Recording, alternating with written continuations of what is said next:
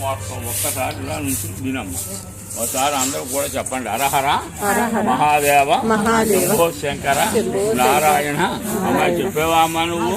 ఇలా రా, ఇలా రా అమ్మ. చెప్పండి. పరమేశ్వర భీమేశ్వర.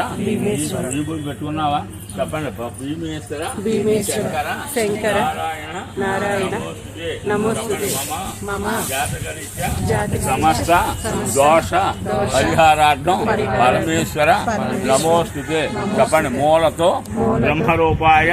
బాబు ఇలా వచ్చి వినండి. ఒకసారి మధ్యతో ఈ మంత్రాలు అనుకోండి. ఎక్కడా చెప్పరు, ఎక్కడైనా ఇలా ఇటే రండి.